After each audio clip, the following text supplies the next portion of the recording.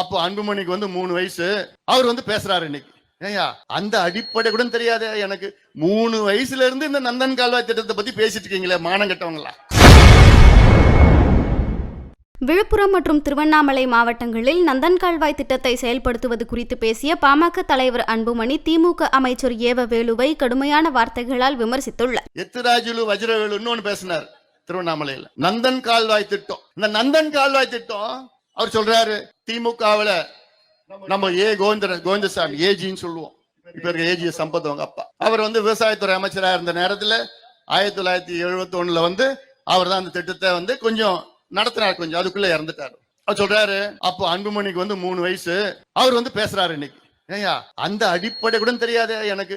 3 வயசுல இருந்து இந்த நந்தன் கால்வாய் திட்டத்தை பத்தி பேசிட்டு இருக்கீங்களே, மானம் கெட்டவங்களா. நீ எதுக்கு அமைச்சரா இருக்கிற? உனக்கு எதுக்கு அமைச்சர் பொறுப்பு? இந்த நந்தன் கால்வாய் திட்டத்தை நீங்க நிறைவேற்ற வேண்டியதுனையா? அது பெரிய திட்டமே கிடையாது. ஒரு சாதாரண திட்டம். அது ஒரு சாதாரண திட்டம். அங்க இருக்கிற உபரி நீர் துறிஞ்சல் ஆறுன்னு ஒண்ணு இருக்கு. அங்க இருக்கிற துறிஞ்சல் ஆறுல ஒரு தடுப்பணை ஒண்ணு இருக்கு.